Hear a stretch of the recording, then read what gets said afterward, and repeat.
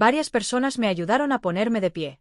El pánico me invadió y me tensé instintivamente, esperando que me volvieran a herir. Las lágrimas me nublaron la vista. Alguien me preguntaba algo, pero el ruido y la confusión me invadieron de golpe. Sentí una opresión en el pecho. Mi respiración se volvió superficial, y entonces un dolor agudo y punzante me atravesó la cabeza. Todo se oscureció. Sentí como si me hubiera desprendido de mi cuerpo, flotando sobre él, ligera y distante, observando la escena que se desarrollaba abajo. La gente reía, con los teléfonos en alto mientras tomaban fotos. 3 guardias de seguridad se abrieron paso entre la multitud, gritando que todos retrocedieran. Una de ellas habló con urgencia por la radio mientras las otras 2 me bajaban al suelo y me presionaban el pecho. Una de ellas me pellizcó la nariz y, por alguna extraña razón, me reí, pero el sonido no parecía venir de mí. Resonó levemente, distante e irreal.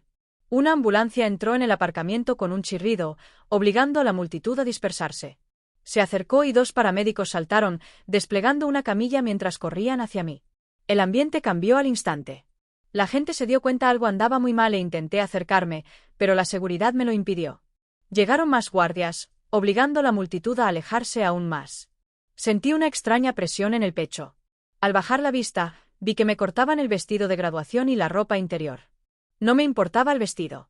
Mi hermana probablemente se enojaría, pero eso ya no importaba. Entonces, una fuerte sacudida me atravesó el pecho. Vi cómo mi cuerpo se sacudía mientras los paramédicos volvían a usar las palas. Después de eso, todo se volvió borroso y volví a ser yo mismo el tiempo suficiente para oír voces que decían cosas como que habían recuperado el pulso, que mi corazón, el ritmo era estable, que me estaban iniciando la medicación. Luego me escabullí una vez más, esta vez sabiendo que estaba durmiendo. Cuando desperté, estaba en una habitación de hospital. Me di cuenta de las cosas de inmediato. Mi madre lloraba a mi lado. Los ojos de mi padre estaban rojos y húmedos. Y mi hermana no estaba a la vista. Mi pecho se sentía magullado y dolorido, como si me hubieran golpeado fuerte. Pero me sentí aliviada de no llevar más la ropa de mi hermana. Debieron haberla cortado. Me pregunté brevemente si le habrían quitado la pintura. Volver a la escuela así habría sido humillante. Me moví ligeramente, haciendo una mueca. Mi madre me agarró la mano con fuerza, su agarre temblaba de alivio. Me dijo que estaba muy agradecida de que estuviera despierta, que habían estado aterrorizadas, y me preguntó cómo me sentía. Le dije que estaba bien, en general, excepto que me dolía mucho el pecho y me dolía la cabeza. Le pregunté si podía darme algo para el dolor. Soltó una risa suave y temblorosa, y mi papá trajo un vaso de agua, levantándome la cabeza con cuidado para que pudiera tomar la medicina. No me había dado cuenta de la sed que tenía hasta que tragué. Cuando intentó apartar el vaso, emití un débil sonido de protesta, y él sonrió, dejándome beber hasta que me cansé.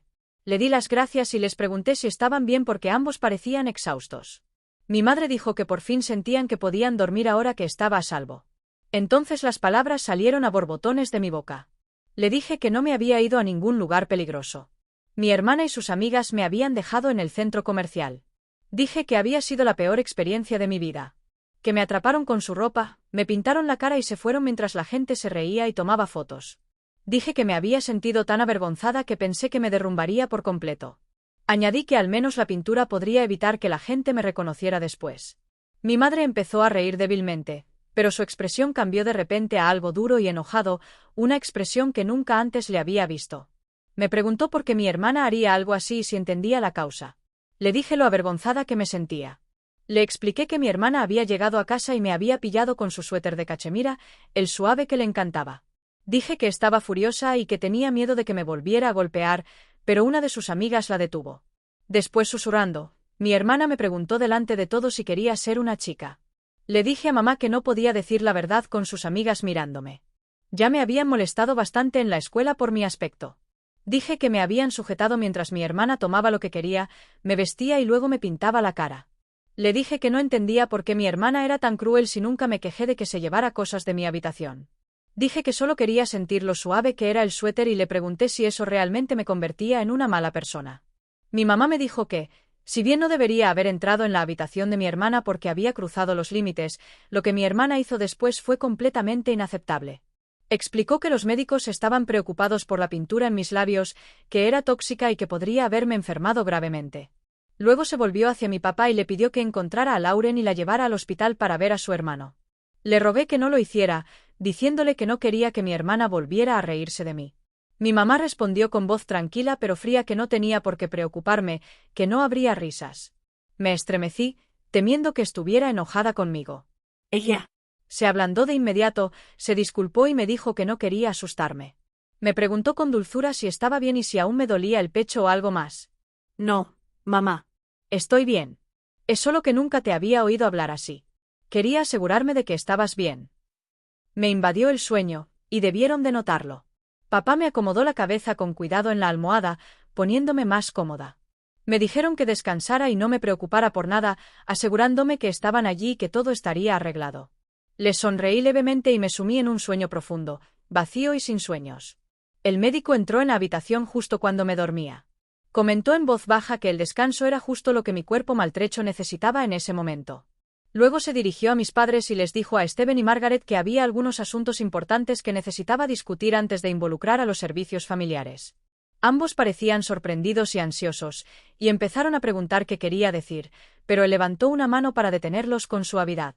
Se disculpó y explicó que cuando un niño llega al hospital mostrando moretones, cortes y marcas tanto antiguas como recientes, los médicos y el personal debe seguir procedimientos estrictos ante sospechas de abuso. Desafortunadamente, esas señales suelen ser precisas. Dijo que su hijo había sufrido maltrato severo y que el incidente más reciente fue especialmente alarmante. Les aseguró que la tinta utilizada no había estado el tiempo suficiente como para causar daños permanentes, pero que serían necesarios seguimientos semanales para asegurarse de que no quedara nada que pudiera causar problemas más adelante.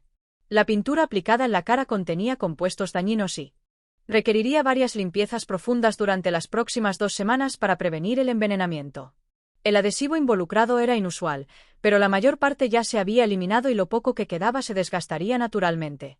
Si bien se habían abordado la mayoría de los contaminantes, pruebas adicionales revelaron una afección cardíaca subyacente que requeriría una estrecha observación durante los próximos meses. Debido a todo esto, los servicios infantiles podrían considerar retirar temporalmente al niño del hogar para garantizar su seguridad durante la investigación y ayudar a estabilizar su salud. Hizo una pausa antes de continuar, admitiendo que esta fue la parte más difícil de decir. Les dijo que conocía a ambos, los había tratado durante más de 20 años y nunca los habría imaginado capaces de dañar a un niño, especialmente a uno tan tierno. Dijo que era difícil mantener la calma, pero en el fondo sabía que no eran responsables. La pregunta sin respuesta era quién pudo haber hecho algo tan cruel. Luego añadió que había más. Como parte del procedimiento habitual en casos como este, se habían realizado resonancias magnéticas y tomografías computarizadas de cuerpo completo que revelaron algo inesperado. Sacó una hoja de un sobre y la proyectó sobre un panel de pared. La imagen mostraba un contorno borroso del cuerpo de Daniel, con las estructuras internas claramente visibles. Señalando una zona cerca de la parte superior de las piernas, le preguntó a Margaret si notaba algo familiar. Margaret se acercó, conteniendo la respiración al reconocerlo. Dijo que estaba viendo un útero junto con trompas de falopio y ovarios, y preguntó con incredulidad si la imagen era realmente de Daniel. El médico explicó que, según los hallazgos, el nombre de Denise podría ser más preciso, aunque la decisión final era suya. Añadió que los análisis de sangre arrojaron resultados inusuales. En circunstancias normales, los médicos podría esperarse una condición genética diferente, pero esta niña era extraordinariamente inteligente y capaz, mucho más allá de lo que sugieren los estereotipos. Explicó que el perfil genético de Lauren era XXXY, lo que explicaba el desarrollo inesperado de características masculinas. Con una sonrisa amable, felicitó a Margaret, diciendo que después de todos estos años, tenía una hija.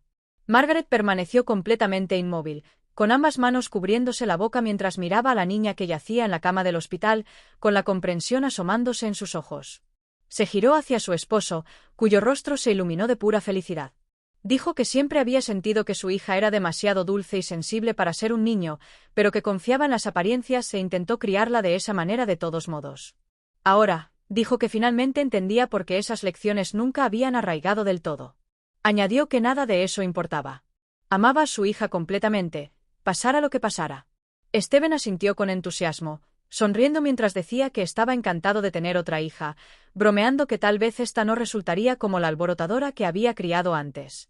El doctor Harris, desconcertado por la intensidad de la emoción de personas tan amables, preguntó qué querían decir con eso. Cuando se mencionó el nombre de Lauren, su expresión se transformó en alarma. Preguntó si Lauren le había hecho esto a su propia hermana, diciendo que si ella era responsable, aunque fuera en parte, de lo que le había sucedido a Denise, necesitaba ayuda profesional inmediata. Preguntó si sabían dónde estaba. Steven negó con la cabeza y dijo que había estado a punto de localizarla y llevarla a enfrentar las consecuencias antes de que llegara el médico. Dijo que se encargaría del asunto ahora y salió de la habitación para buscar un teléfono y localizar a Lauren. Margaret se volvió hacia el doctor Harris, con lágrimas en los ojos mientras lo abrazaba con fuerza. Le agradeció la noticia, pero preguntó con ansiedad por los servicios sociales. Dijo que no soportaba la idea de que le quitaran a su bebé en ese momento. Su hija recién descubierta necesitaba a su madre, y ella necesitaba a su hija con la misma intensidad. El doctor Harris habló con dulzura, tranquilizando a Margaret diciéndole que necesitaban principalmente el relato de Lauren para comprender completamente lo sucedido y para obtener la ayuda que claramente necesitaba. Le dijo que tendría la oportunidad de construir un hermoso vínculo con su hija recién descubierta y la instó. Le pidió que no perdiera la esperanza con respecto a Lauren. Con la intervención adecuada, dijo, Lauren aún podría ser guiada de vuelta a un camino más saludable y, con el tiempo, incluso podría aprender a cuidar de su hermana. Margaret parecía confundida, con el rostro entre el dolor y la furia. Admitió que no sabía si podría volver a confiar en Lauren cerca de su bebé. Se cuestionó como madre, preguntándose qué decía de ella que una hija pudiera ser tan gentil mientras que otra se había vuelto tan cruel. Dijo que siempre había creído que un padre debe amar a sus hijos pase lo que pase. Sin embargo, en ese momento, no podía ver a Lauren como su hija en absoluto, solo como alguien capaz de cosas terribles. También culpó a los amigos de Lauren, diciendo que eran igual de responsables. Se preguntó en voz alta qué clase de personas podían hacer algo así, qué estaba mal con los niños hoy en día y cómo pudo haber estado tan ciega a lo que estaba sucediendo en su propia casa. Su voz se quebró al mirar a Denise, llamándola pura y amable, y preguntó cómo dos hijos tan diferentes podían provenir de los mismos padres. Dijo que no podía imaginarse recuperando a Lauren ni encontrando el amor por ella. Alguien que había causado tanto daño. Nathan la interrumpió suavemente, instándola a detenerse antes de que se agotara por completo. Le recordó que estaba abrumada y que descansar la ayudaría a ver las cosas con más claridad. Dijo que la conocía demasiado bien como para creer que realmente abandonaría a uno de sus hijos. Margaret replicó con amargura, preguntándole cómo podía decir eso cuando momentos antes había sospechado que ella abusaba de sus propios hijos. Señaló la contradicción, con la voz áspera por el dolor. Nathan dudó, admitiendo que ya no estaba seguro de nada y que ella tenía razón. Estaba agotado. Entonces preguntó si podían traer otra cama para que Margaret pudiera estar cerca de Denise cuando despertara. El médico discretamente colocó la cama junto a la de Denise. Arrepentido de sus suposiciones anteriores, se giró para disculparse, pero Margaret lo detuvo suavemente, rozando sus labios con una leve sonrisa cansada. Le dijo que estaba bien y que entendía que solo se había preocupado por su paciente, sin saber que la verdadera causa del daño era una niña. Mientras Margaret se acomodaba en la cama, se oyeron voces alzadas en el pasillo. Steven entró en la habitación, guiding Lauren inside. She looked frightened and unsure. Without saying a word, Margaret walked straight up to her and struck her sharply across the face, sending Lauren stumbling back against the wall. Margaret muttered that Lauren had some nerve, then turned away and returned to Denise's side, too drunk to say anything more. Lauren, crying and shaken, looked to her father and asked why her mother had done that, insisting she didn't understand what she had done wrong and demanding to know if he was going to intervene. Steven stared at her with open disgust and disappointment. He gestured toward Denise and asked how long Lauren had been tormenting her sibling, how many times she had humiliated her, exposed her to harmful substances, or put her in dangerous situations like the one that had nearly cost her life. As her mother wasn't around in her assessment, that Lauren had always been self-centered and cruel, and that he could barely recognize her as his child. He told her whatever anger lived inside her, taking it out on someone so innocent was unforgivable. He refused to hear any excuses and told her to save her explanations for child servicios. Declaró que ya no era bienvenida en su casa. Le temblaban las manos de rabia contenida mientras luchaba por controlarse. Lauren se pegó a la pared, aterrorizada por la furia en los ojos de su padre. Le preguntó de qué hablaba. Protestó porque Denise había estado en su habitación con la ropa puesta y exigió saber qué habría hecho cualquier otra persona en esa situación. Afirmó que todo había sido una diversión inofensiva, descartándolo como si no fuera más que pegamento y pintura, y preguntó por qué todos le daban tanta importancia. Antes de que la situación se agravara, el doctor Harris intervino. Atrapó a Steven. Ese levantó el brazo y lo apartó con firmeza de Lauren, diciéndole que respirara y se calmara. Dijo que se haría cargo de Lauren y guió a Steven de vuelta hacia Margaret, animándolo a centrarse en apoyar a su esposa. Para calmar la tensión, incluso hizo un comentario superficial sobre la fuerza de Steven, preguntándole si había estado haciendo ejercicio. El doctor Harris condujo a Lauren a una silla al otro lado de la habitación y le habló extensamente sobre la gravedad de su comportamiento y el daño a largo plazo que le había causado. Dudaba que ella realmente comprendiera la gravedad de sus acciones a pesar de años de conducta similar. Lauren finalmente se derrumbó por completo, sin poder consolarse, y el personal médico determinó que necesitaba sedación. Cuando los servicios sociales llegaron para comenzar la investigación, Lauren solo pudo ser entrevistada en una habitación de hospital segura, sedada y sujeta por su propia seguridad y la de los demás.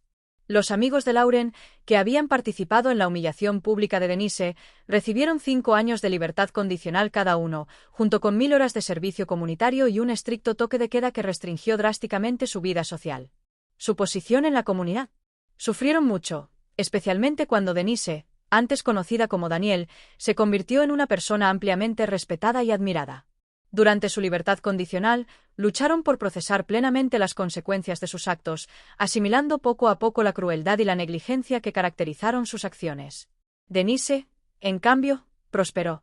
Se convirtió en una joven segura de sí misma y muy querida, conocida por su inteligencia, calidez y gentileza.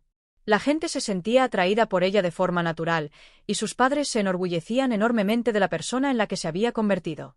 A pesar de su popularidad, Denise se mantuvo sensata y amable, sin usar nunca su posición para aprovecharse de nadie, aunque fácilmente podría haberlo hecho.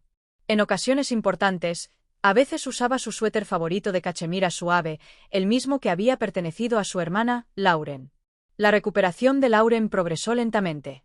Su habla seguía siendo irregular, pero los médicos creían que aún existía la posibilidad de que algún día pudiera recuperarse por completo. Al mismo tiempo, las repercusiones legales de sus acciones no habían desaparecido y se enfrentaba a la posibilidad de solicitar una declaración de locura con la esperanza de reducir la severidad de su sentencia. Esta historia sirve como un duro recordatorio para detenerse antes de dañar a los demás. Subraya la importancia de la compasión, la empatía y la comprensión, y cuánto se beneficia el mundo de personas que encarnan estas cualidades, como Denise. Si quieres acceder a más contenido exclusivo, considera unirte a mi Patreon.